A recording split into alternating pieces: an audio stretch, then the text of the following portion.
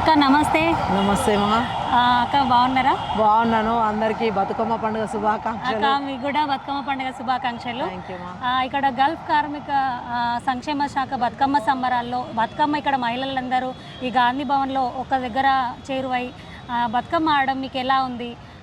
దాని గురించి నిజంగా మన వాళ్ళందరూ కూడా ఖండాంతరాలు పొట్టకూటి కోసం ఖండాంతరాలు దాటి వెళ్ళిపోయి ఉన్నారు. అందరూ కూడా మిడిల్ ఈస్ట్లో మనకు కాంట్రిబ్యూషన్ ఎక్కువ ఉంటుంది అక్కడ నుండి.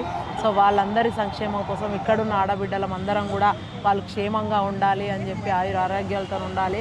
ఎంత కష్టపడ్డా కూడా వాళ్ళ కోసం మనం ఇక్కడ చేస్తూ ఉంటే అరే మా సోదరి మనలు అక్కడ మన కోసం ఆలోచిస్తున్న గుడ్ థాట్స్లో వాళ్ళు ఉంటారు. కొందరు దయనీయ పరిస్థితి ఉంటుంది, కొందరు ఈ ట్రాఫికింగ్లో వెళ్ళిపోయిన వాళ్ళు ఉంటారు, వాళ్ళు వెనుకకు రాలేరు, ప్రాపర్ వీసాస్ లేక వర్క్ వీసాస్ లేక.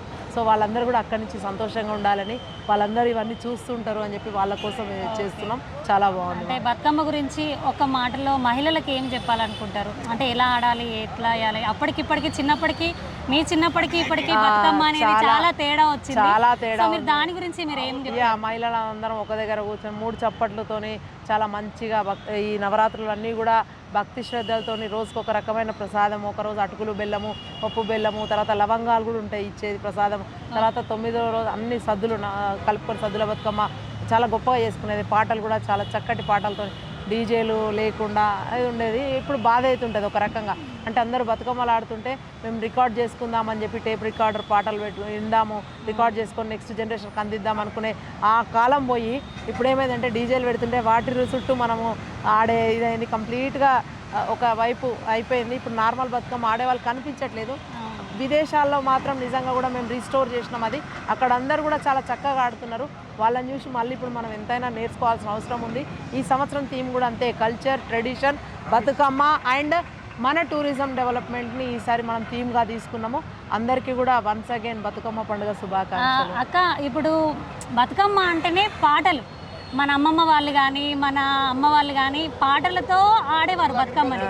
అంటే పాట ముఖ్యం కాబట్టి నేను కూడా విన్నా మీరు పాటలు పాడతారు అని. కొంచెం మా కోసం ఒక పాట పాడగలుగుతారా? శ్రీ గణేశ్వరు నిన్ను వియ్యాలో, చిత్తంబులో నిలిపి వియ్యాలో, మల్లె పూల తోడ వియ్యాలో, మాదేవ నిన్ను గొల్దు వియ్యాలో, పొన్న పూల తోడ వియ్యాలో, పొగిడి పూజింతుదా వియ్యాలో, ముక్కోటి దేవతల వియ్యాలో, ముందుగా గొలిసి వియ్యాలో, యాదిలో నిందల్దు వియ్యాలో, యాదగిరి నరసన్న వియ్యాలో, కోరి నిన్ను గొల్దు వియ్యాలో, కొమిరెల్లి మల్లు వియ్యాలో, అందరినీ తెలిసి వియ్యాలో, గంగ నిన్ను మరిచి వియ్యాలో, గంగ నీకు శరణు వియ్యాలో, గడియుండవమ్మ వియ్యాలో. సూపర్ సూపర్ అక్క, చాలా బాగా పాడారు. నిజంగా ఈ రోజులలో ఎవరైనా పాట పాడండి అంటే కూడా ఏమో పాడము చేయము మాకు తెలియదు అని అంటారు. కానీ మీరు నిర్మోహమాటంగా పాట పాడారు. ఏముందమ్మా, ఇగో ఉన్నది పోదులు ఏంది రాదు.